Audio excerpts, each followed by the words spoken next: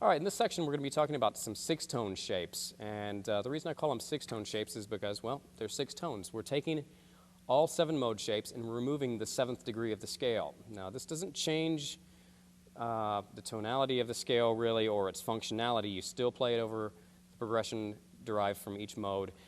It's just a way that I develop some shapes to help students get out of a single position, even more than like a 12-note split pattern.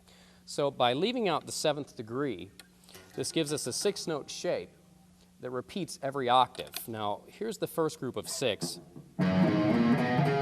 for the G major shape, the first group of 6. And because we're leaving out the 7th, we jump right to the octave. So here's the G we started on. Now, the octave of G is on the 4th string, 5th fret, but that's where the index finger is going to go. So jump up an octave, we got the exact same 6-note shape.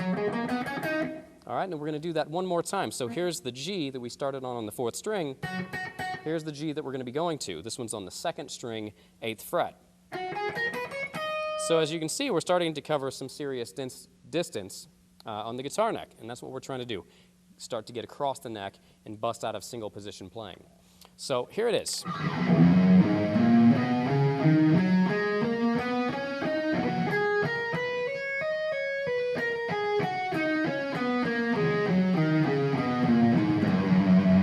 You can see that it still sounds very much like the G major scale. We just removed one note.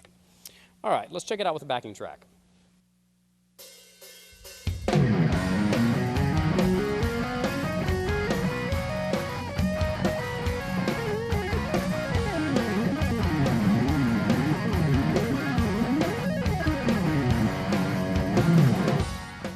All right, this next mode we're going to be talking about is the A Dorian Minor mode, starting on the 6th string, 5th fret.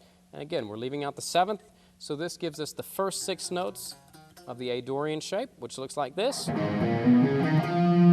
Again, go to the octave. And one more time. Whoops.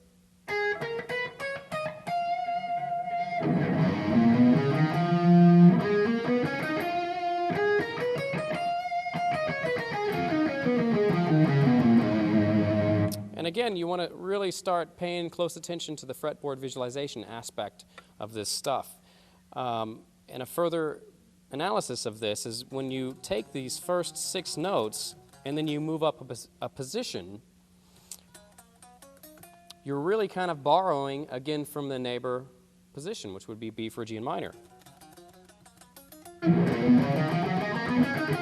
So there's the next 6 notes. So we have it here, we have it here, and the next group of 6 notes is really the top 6 notes of the C Lydian shape that we initially learned first. 6 notes from the Lydian shape, 6 notes from the Phrygian, and the first 6 notes from the A Dorian pattern. So we're borrowing 6 notes from each ascending position. I used to think about this as like cutting through my neighbor's yards to get home. You know what I mean? Because each consecutive mode is the neighbor to the previous one. So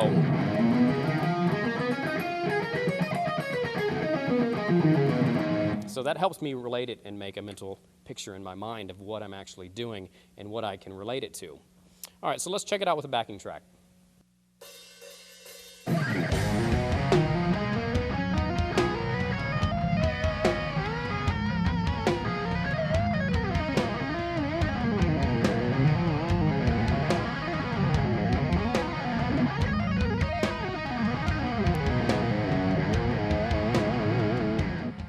All right, the next one we're going to be talking about is B Phrygian Minor. So here's the first 6 notes.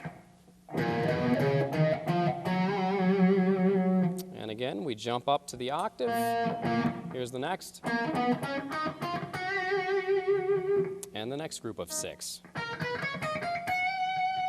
So pay close attention to where each consecutive group of 6 is coming from and what position based on a 6-string root shape that it's borrowing from, because this is going to be the key elements that really unlock the fretboard in your mind so that you can see the neck and begin to see the neck as a whole instead of a bunch of chopped up little sections.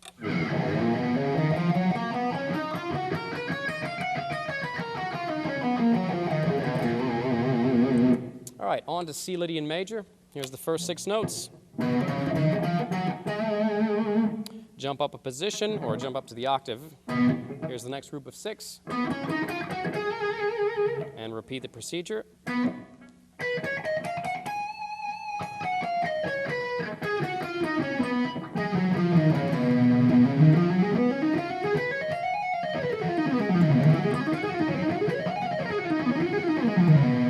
Now, some of these can be pretty tricky, especially this Lydian one, because the fingering, starts with the whole step shape, and we get the half step whole step shape, but it's up a shape that looks like this, so it's called a flat 5. So every time you change strings on this Lydian one, you're moving like that, and it can be a little bit tricky. So make sure you take this stuff slow, memorize it first before you ever attempt to be, really shredding with it. All right, next up is D Mixolydian.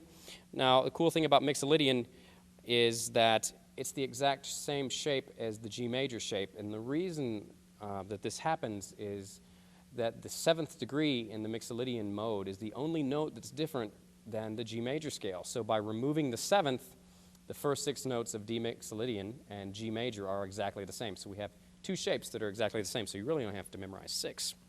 So here we go. Go up to the octave again. Here's the next group of 6. Go up to the octave again. Here's your next group of 6.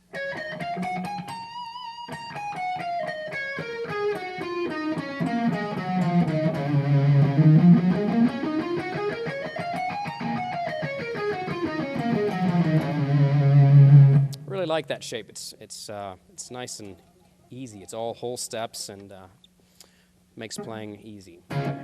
So the next one is going to be E natural minor. This one's on the 6th string, 12th fret. Again, you take the first 6 notes and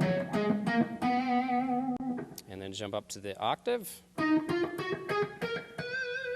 and then once again.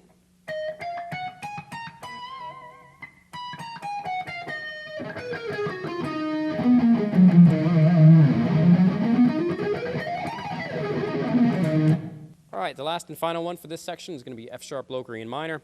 We're starting on the 6th string, 14th fret. Here's the first 6 notes. Again, jump up to the octave. And one more time.